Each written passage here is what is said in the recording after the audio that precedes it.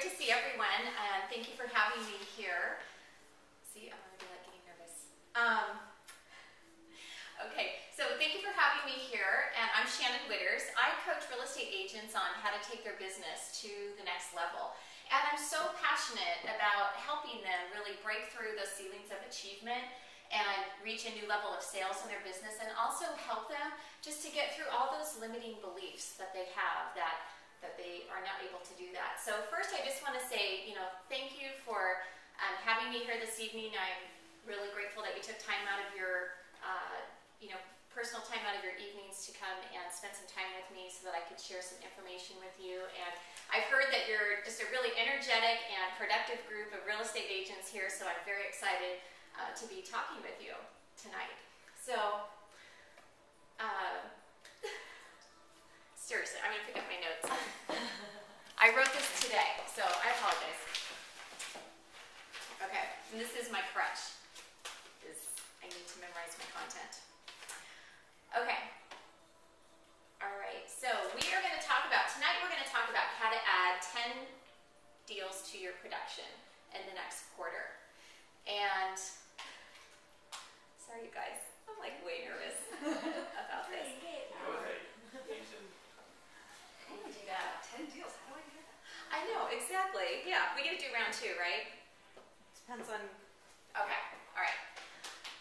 Okay, so we're going to talk tonight about how to add 10 deals to your production this year. And we're going to keep it really simple. So we're going to have 3 simple steps, and we're going to have 3 different conversational scripts that you can have with people to make that happen. Does that sound good?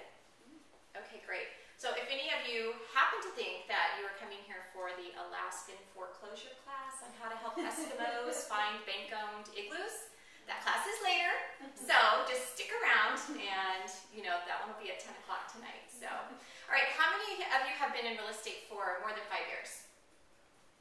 Perfect, okay. And those of you that are less than 5 years, how many are less than 1 year in the business? Wonderful, okay, perfect. So that gives me a sense of the experience in the room.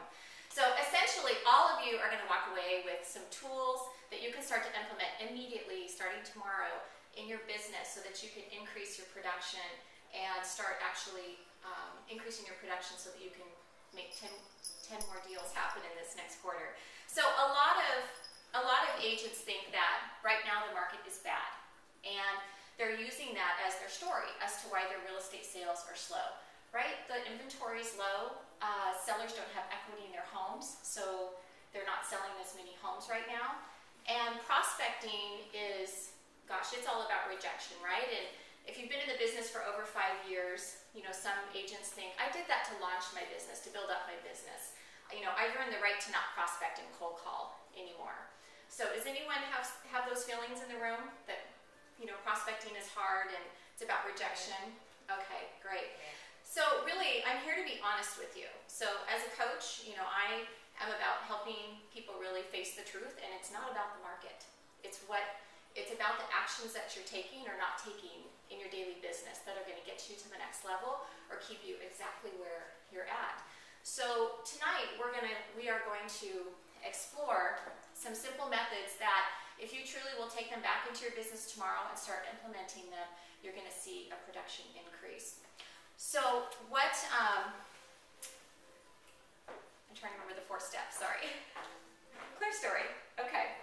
So if you'll just realize that 72% of transactions come from referral business, from people that you know, past clients, and people that are in your sphere of influence.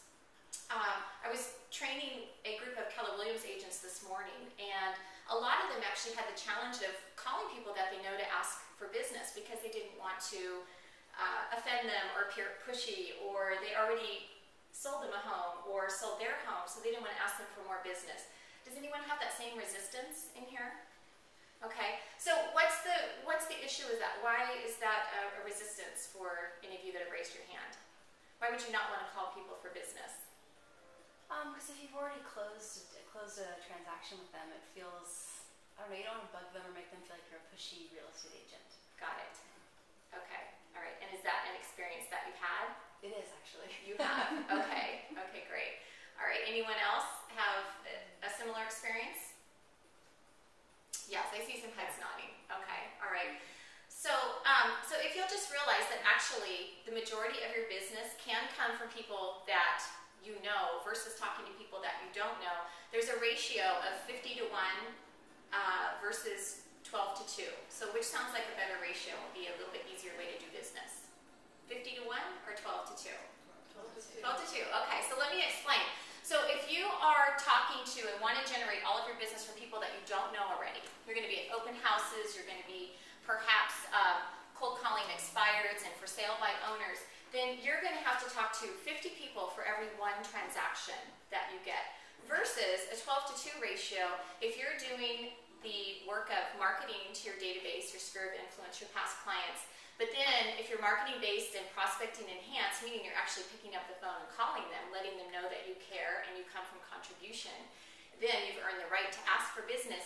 Your ratio can be 12 to 2, meaning one of them will have, out of every 12, one will have business for you, and another one out of that 12 will refer you to someone who needs to buy a home, sell a home, or invest in real estate. So which sounds like an easier method to go down?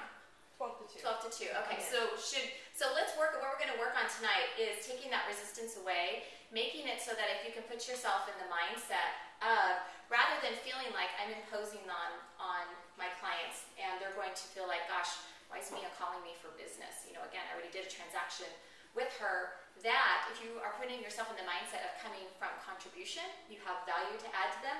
And guess what? You know what? You may be just the agent who can help them or a family member versus one of the other agents out there who is not going to do a great job for them that actually, you know, may end up losing them money on a transaction. So, okay. All right. So,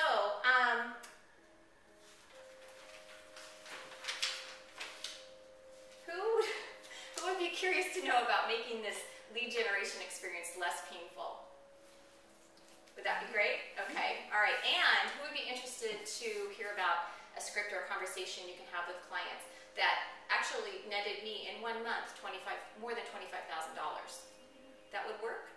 That would work. Okay. That's great. Perfect. All right. So for the sake of today's talk, we're going to stick with talking specifically about 3 simple steps and 3 simple scripts you can use to talk with people that you already know. So we'll focus on the Eskimos and we'll focus on expireds and FSBOs and another discussion that we have down the road, okay?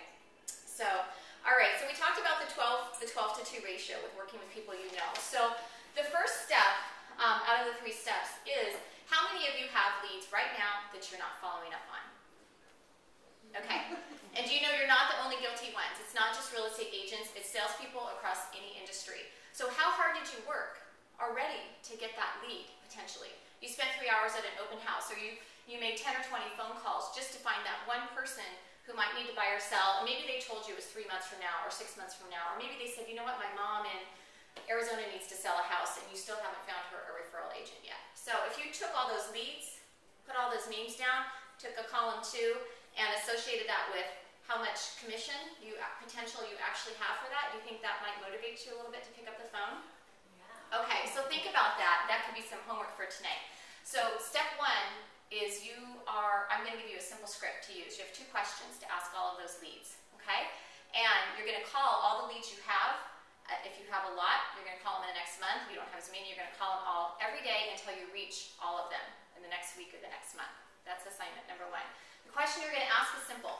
Question 1 is, do you still need to buy a home or do you still need to sell a home? Okay? And if they say, yes, then the next question is, when's a good time for us to set up a time to meet this week so we can talk about your plans? Okay? Not can we get together or would you like to meet with me, but when is the best time for us to get together and talk about your plans? They might say, well, it's actually about 2 months down the road. Well, perfect. I have some time in my calendar this weekend. Would Saturday at 10 work, or perhaps would, Sunday at 2 work for you? Okay? Do you know that you maybe have heard this before, you actually need to ask for an order and ask for an appointment 5 times? Most salespeople will give up after the first. By the time you get all the way down to asking the 5th time, there's a very small percentage of people who will actually take it to 5 times, but that is what top agents do. Okay, so that's the first, those are the first clients you're going to call, is the leads that you already have sitting on your desk, sitting in folders, sitting in open house binders that you haven't